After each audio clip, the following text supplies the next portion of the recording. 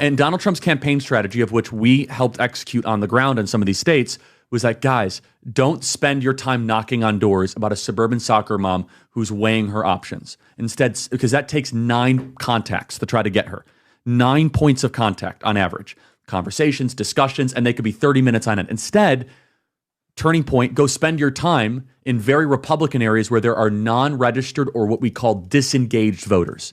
People that like Trump, like his worldview. For example, the bro vote, right? And so this is where we spent our time, and we harvested, not ballot harvested, but we harvested in a very, very powerful way. At Arizona State University, for example, we registered thousands of young men to vote in fraternities. And that was way easier than us going to try to win over swing voters. And we did a little bit of that, but generally the Trump campaign was brilliant because they threw the Republican consultant playbook out. The Republican consultant playbook was spend all your time on the middle, on those like middle 15% swing voters and go all in. Trump campaign said, why don't we just make our base bigger? Why don't we just make the people who love us the most? And so what they looked at was demographics. And they realized if we can make the electorate 3% more masculine and by the way, they were so smart to do this. This is Susie? This is Susie and James Blair and La Savita. And they were so smart because they said, wait a second, what is more important than race? Whether or not you're a man or a woman actually dictates your political affiliation far more of a correlation than your race. So they de-emphasized racial politics and they emphasized more of a masculine machismo approach. And boy, did it work. And not only did it work, you're running up against a woman, so it's easier to kind of make that argument. And so I don't mean to monopolize the time. But this is really interesting.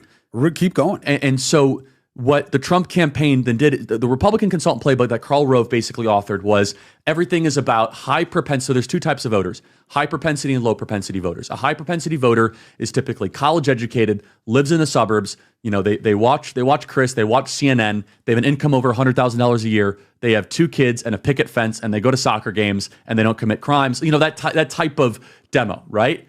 High propensity voters is where the Republican Party has always been focused. Okay, but Trump came in and he said, no.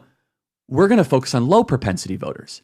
The welder, the electrician, the carpenter, the police officer, or the person that's just not registered to vote. Where I thought that Donald Trump was going to win, and I wasn't as confident as anybody else, okay, was when I started to see the voter registration surge across the country.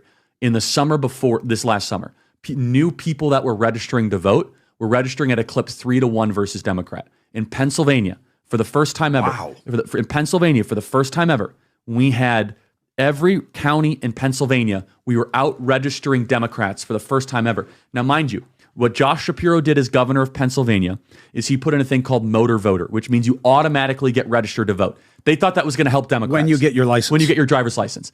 It helped Republicans because of think about who's not registered to vote. It's typically lower propensity voters, and PBD, here's the kicker. Where do these people get their information? Lower propensity voters get information on TikTok. They're not watching CNN. They're not sitting, you know why? These folks are darn tired by the time they get home. They're not turning on cable news. They're watching NFL football games.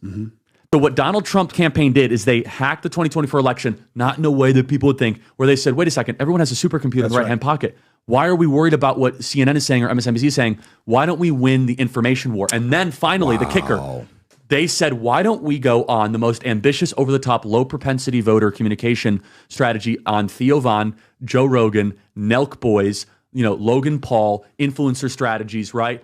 And so what they said is there's this whole reservoir. And the